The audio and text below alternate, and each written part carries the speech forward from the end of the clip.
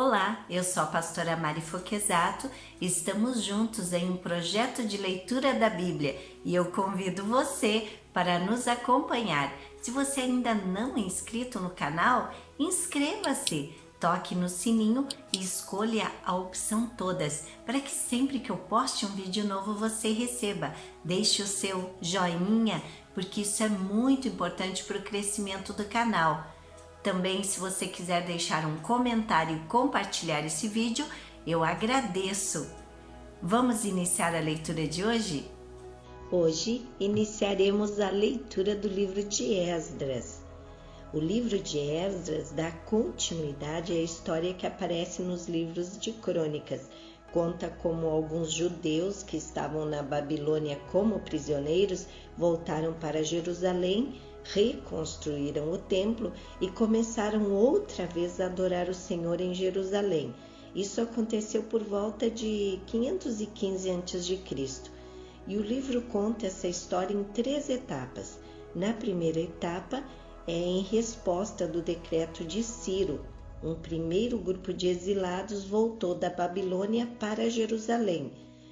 Na segunda etapa, o templo foi reconstruído e inaugurado e a adoração a Deus recomeçou em Jerusalém. E na terceira etapa, uns 60 anos mais tarde, um grupo de uns 1.500 judeus, liderados por Esdras, voltou a Jerusalém. Esdras reorganizou a vida religiosa e social para preservar a integridade espiritual do povo de Deus. Vamos iniciar então. Esdras, capítulo 1, o decreto de Ciro.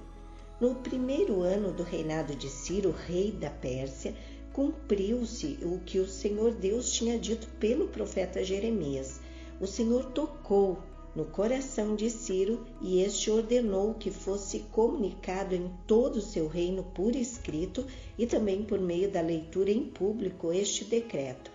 Eu, Ciro, rei da Pérsia, declaro o seguinte: o Senhor, o Deus do céu, me fez governar o mundo inteiro e me encarregou de construir para ele um templo em Jerusalém, na região de Judá. Que Deus esteja com todos vocês que são o seu povo. Vão a Jerusalém para construir de novo o templo do Senhor, o Deus de Israel, o Deus que é adorado em Jerusalém. Os vizinhos devem ajudar todos os israelitas que precisarem de ajuda, a fim de voltarem para a sua terra. Devem lhe dar prata e ouro, mantimentos e gado e também ofertas para apresentarem no templo de Deus em Jerusalém. Os israelitas voltam para Jerusalém. Então os chefes das famílias das tribos de Judá e de Benjamim, os sacerdotes e os levitas e todas as outras pessoas que haviam sido animadas por Deus, se aprontaram para ir a Jerusalém e construir de novo o templo do Senhor. Todos os seus vizinhos os ajudaram, dando-lhes vasilhas de prata e de ouro, mantimentos, gado, objetos de valor e também ofertas para apresentarem no templo.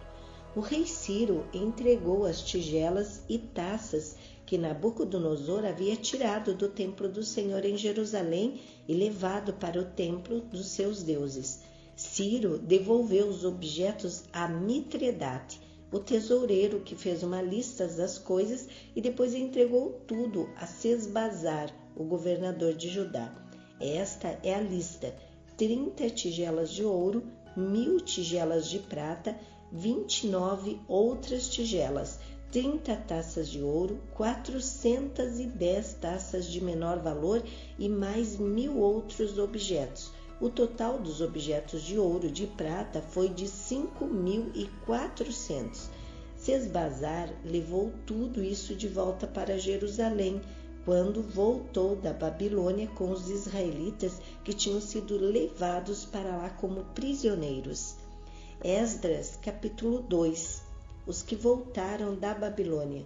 Entre os israelitas que o rei Nabucodonosor da Babilônia tinha levado como prisioneiros, havia muitos que eram da província de Judá.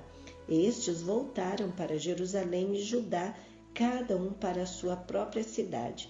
Os seus líderes eram Zorobabel, Josué, Neemias, Seraías, Reelaías, Mordecai, Bilsã, Mispar, Bigvai, Reum e Baaná. Esta é a lista dos grupos de famílias do povo de Israel que voltaram da Babilônia, sendo indicados o nome do chefe e o número de pessoas de cada grupo. Parós, 2.172. Cefatias, 372. Ará, 775. Paate Moabe, isto é, os descendentes de Jesua e de Moabe, 2.812. Elão, 1.254. Zatu, 945. Zacai, 760. Bani, 642. Bebai, 623. Asgade, 1.222. Adonicã, 666. Bigvai, 2.056. Adim, 454. Ater, também chamado de Ezequias, 98. Bezai, 323. Jorá, 112. Assum, 223. Gibar, 95. Também voltaram as pessoas cujos antepassados haviam morado nas seguintes cidades: Belém, 123. Netofa, 56. Anatote, 128. Asmavete, 42. Kiriat-Arim, Sefira e Beerote, 743. Ramá e Geba, 621. Miquimás, 122. Betel e Ai, 223.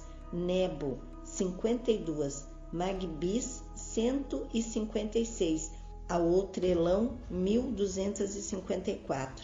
Arim, 320. Lode, Adite e Ono, 725. Jericó, 345. Senaá, 3.630. Esta é a lista dos grupos de famílias de sacerdotes que voltaram do cativeiro, sendo indicados o nome do chefe e o número de pessoas de cada grupo. Gedaías, descendente de Jesua, 973. Imer, 1.052. Passur, 1.247. Arim, 1.017. Esta é a lista dos grupos de família de levitas que voltaram do cativeiro. Levitas descendentes de Jesua e de Cadmiel, que eram descendentes de Odavias, 74. Músicos descendentes de Asaf, 128. Porteiros descendentes de Salum de Ater, de Talmum, de Acube, de Atita e de Sobai, ao todo 139. Esta é a lista dos grupos de famílias de servidores do templo que voltaram do cativeiro, sendo indicado o nome de chefe de cada grupo: Zia, Assufa, Tabaote, Queros, Sia, Padom, Lebana, Agaba, Acube, Agabe, Salmai, Anã, Gibdel, Gaar, Reaías, Rezim, Necoda, Gazã, Uzá, Passeia, Bessai, Asnate, Meunim, Nefissim, Baquebuque, Acufa, Arur, Baslute, Meida, Arsa, Barcós, Cícera, Temá, Nezeias e Atifa. Esta é a lista dos grupos de famílias de servidores de Salomão que voltaram do cativeiro, sendo indicado o nome do chefe de cada grupo: Sotai, Soferete, Peruda, Jaala, Darcon, Gidel, Cefatias, Atil, Poquerete, Ezabaim e Amil. O total dos trabalhadores do templo e dos descendentes dos servidores de Salomão era de 392.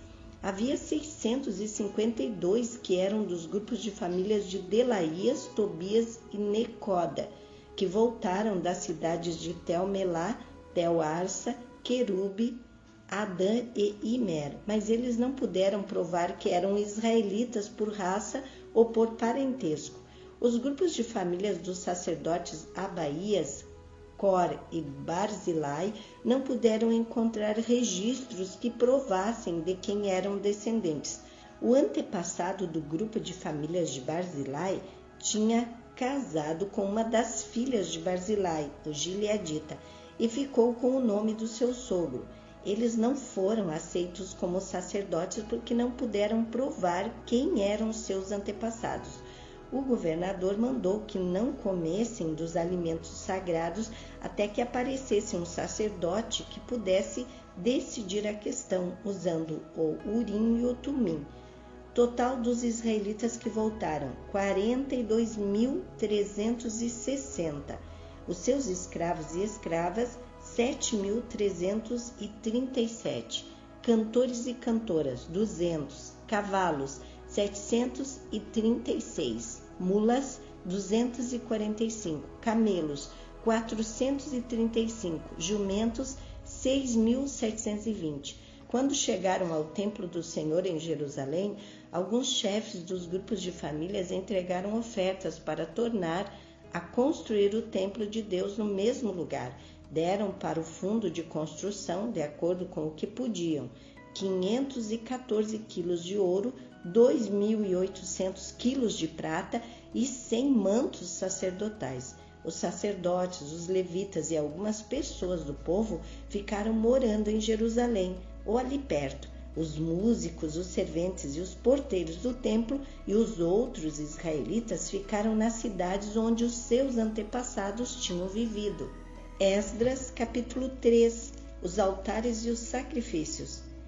Quando chegou o 7º mês e os israelitas já estavam morando nas suas cidades, todo o povo se reuniu em Jerusalém. Então o sacerdote Josué, filho de Josadaque, e os seus companheiros e os outros sacerdotes e também Zorobabel, filho de Salatiel, e os seus parentes construíram o altar do Deus de Israel para oferecer sobre ele os sacrifícios que manda a lei de Moisés, homem de Deus. Mesmo tendo medo da gente daquela região, eles construíram de novo o altar no lugar em que ele estava antes. Então começaram a oferecer sacrifícios sobre ele todas as manhãs e todas as tardes. Além disso, comemoraram a festa das barracas de acordo com a lei de Moisés, oferecendo cada dia os sacrifícios ordenados para aquele dia.